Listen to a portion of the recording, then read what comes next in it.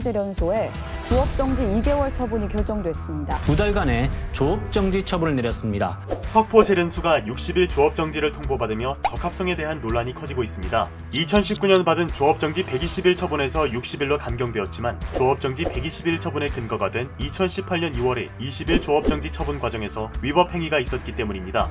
환경부의 처분을 두고 3년 가까이 이어져온 공방의 진짜 이야기 살펴보겠습니다. 조업정지 20일 처분을 받았는데요. 조업정지 20일 처분에 대한 2018년 석포제련소에 1차 조업정지 처분이 있었습니다. 폐수 배출 허용기준 초과 10일과 방류구를 거치지 않은 오염수 배출 10일에 대한 처분이었죠. 그런데 근거로 제시된 내용은 경북보건환경연구원이 수질오염 공정시험 기준을 지키지 않고 위법으로 얻어진 오염 판정이었습니다. 그로 인해 같은 날 검사한 방류수에서 약 16배 정도의 차이가 난 거죠. 전문가들도 이런 결과는 있을 수 없다라고 말합니다. 봉화 석포제련소 조업 정지의 근거가 됐던 수질 검사에서 뒤늦게 오류가 발견됐습니다. 검사에 이상이 없다는 입장을 고수하던 경북보건환경연구원이 2년이 지나서야 오류를 인정했는데요. 이로써 폐수 배출 허용 기준 초과로 받은 조업 정지가 적절하지 않다는 게 밝혀졌습니다.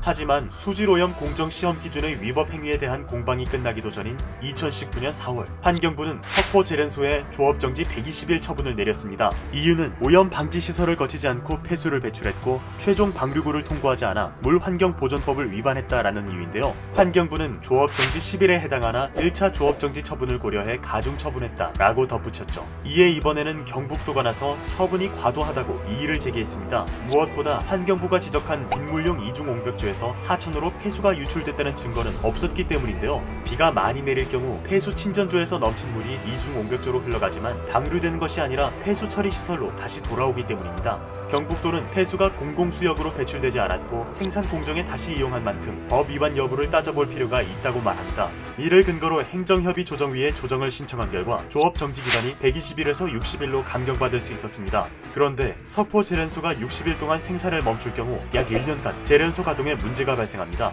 이는 석포제련소에 근무하는 경북도민은 물론 지역경제 위축도 우려되는데요. 석포제련소를 둘러싼 대립이 계속되는 가운데 영풍그룹은 환경과 공존하기 위한 개선 사업을 시작했습니다. 지난해 320여억 원을 들여 전세계 최초 무방류 설비를 완공했으며 올해는 총 430억 원을 들여 오염 지하수가 하천으로 침출되는 것을 막는 대규모 지하수 차집시설 공사에 돌입했습니다. 환경 논란에서 벗어나 2차 전지 리사이클링 등 회사를 친환경적으로 확장해 나가려는 움직임을 보이고 있죠. 환경과 국민의 건강을 위해 기업이 최선을 다해야 하는 것은 분명한 사실입니다. 하지만 명확하게 확인되지 않은 내용으로 지역의 발전까지 가로막는 것은 경계해야 하지 않을까요?